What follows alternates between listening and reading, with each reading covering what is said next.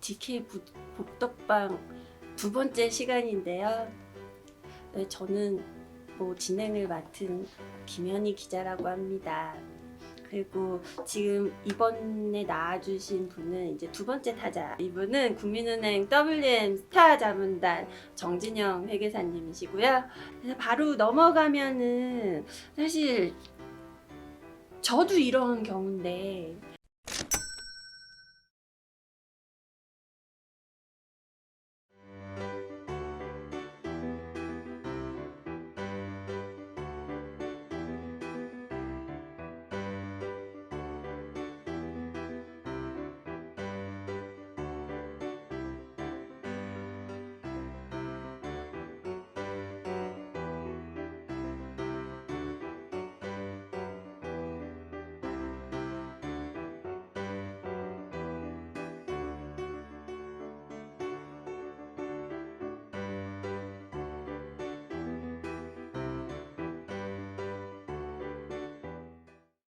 이제 현재는 1세대 3주택인 상황입니다. 빌라가 있고 나머지 그쵸. 아파트 두 채가 있기 그쵸. 때문에 세대 3주택인 상황이고, 3주택일 경우에는 예를 들면 광명 빌라를 매도할 때 올해 6월 1일부터는 30% 중과가 됩니다. 그렇죠. 네, 그래서 일단 2주택이면 20% 중과고, 네. 3주택이면 조정 대상 지역 네, 기준으로 네, 그쵸. 30% 중과가 됩니다. 네. 상당히 높죠. 네. 또 이제 오랫동안 보유하다 하더라도 장기 보유 특별 공제가 네. 전혀 되지 않습니다. 네. 그래서 약 광명 빌라가 시세가 한 2.3억이고 취득가가 한 1억으로 가정을 했을 때 양도소득세는 한 7,500만 원 정도 예상이 됩니다. 요걸 양도하면 7,500만 원을 세금을 내셔야 되는 거예요. 네.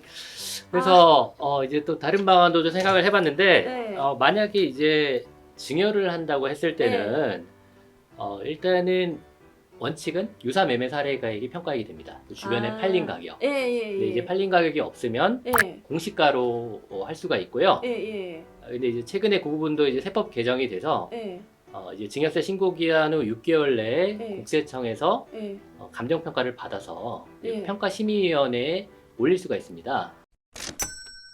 그 사례가 네. 올라가는 게 네. 그게 이게 샘플로 이렇게 올라가는 거예요? 아니면 콕콕 집어서 누군가가 그 재수없음 걸리는 거예요? 지금은 좀 큰 건 위주로 상가나 나대지 위주로 그렇게 해서 감정 평가를 받는 걸로 알고 있어요. 감정 평가도 예산이 있기 때문에 뭐 전부 다 감정 평가를 받지는 않을 거고요. 근데 이제 지금 현재 기준으로만 말씀드리면 좀 이제 큰 거 기준으로만 감정 평가를 받는다라는 거고, 근데 이제 일단 법에는 있으니까 안심할 수는 없는 거죠. 혹시 과세될 수 있는 거고, 그러면 이제 추가적인 증여세가 나올 수는 있습니다. 공시지가로 만약에 이제 증여를 했을 때도. 그래서 이제 부모님한테 만약에 증여를 한다고 했을 때는 또 10년 내에 증여 내역이 있는지 따집니다. 10년 내에 증여 내역이 없으면 5천만 원이 기본적으로 공제가 되고요. 그리고 1억 이하는 10% 세율, 5억 이하는 20% 세율로 과세가 됩니다. 그래서 만약에 공시지가 한 1.7억이라고 가정을 했을 때 그때는 증여세가 한 1,400만 원 정도 나오게 됩니다. 맞아요. 그래서 지금 상황에서는 세부담 측면에서만 보면 양도보다는 증여가 유리한 걸로 보입니다. 소득이 있는 부모님 같은 경우에는 이 세금 부담이 없는데 소득이 없는 부모님들 같은 경우에는 이럴 때는 사실 부모님이 다 그 증여세도 내야 되고 그 다음에 이제 뭐 예를 들어 부담부 증여일 경우에는 거기에서 딸려오는 양도소득세는 이제 증여자가 내는 거고. 증여자. 증여자면은 예를 들어 이제 여기서는 남편분이 있으니까 남편분이 그걸 내시면 이제 부모님은 증여세와 취득세 두 개를 내시면 됩니다. 그러니까요. 그래서 이걸 어느 정도 그래도 돈을 이제 뭐 5천만 원이라도 모아놓으신 부모님들 같은 경우는 그게 되는데 그게 아니신 분들은 또 잘못하면 이게 걸려버리니까 그래서 그럴 때는 자녀분한테 돈을 빌려서 차용증을 공증받는 것도 괜찮아요? 네, 괜찮습니다. 이제 국세청에서 정하는 이자율이 있습니다. 이제 네. 4.6%인데 예. 그 4.6%하고 실제 지급한 예. 이자율 예. 여기 차이가 연간 1,000만 원만 넘지 않으면 됩니다. 아. 그래서 뭐 2억 이내는 예. 이자율을 뭐 낮게 정하셔도 예. 크게 세법상으로 크게 무리는 없습니다. 아, 그렇군요. 네. 그래서 이제 어떤 분들은 이제 워낙 또 소득이 있으신 부모님이라면 상관이 없는데 이게 소득이 없으신 부모님들의 자녀분들은 좀 이런 게 좀 고민이더라고요. 네. 네, 그래서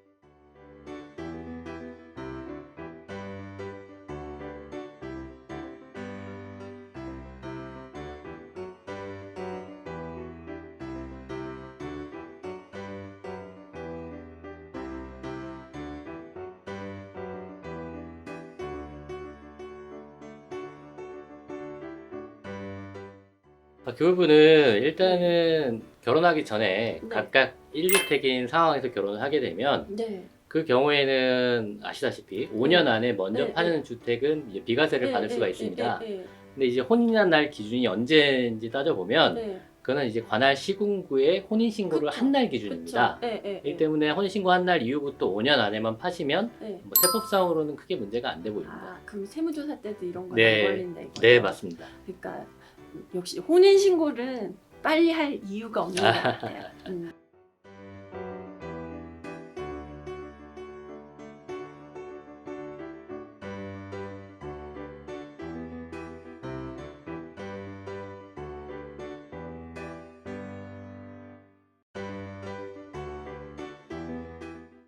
예. 보통 그 말씀하신 부분은 네. 이게 부동산을 취득할 때나 네. 아니면 뭐 이제 맞아요. 상속이 일어났을 때 네. 그럴 때 보통은 뭐 증빙을 보기 때문에 네. 그때 문제가 될 수 있는 상황이고요. 네. 뭐 예를 들면 부동산을 매입하면서 네.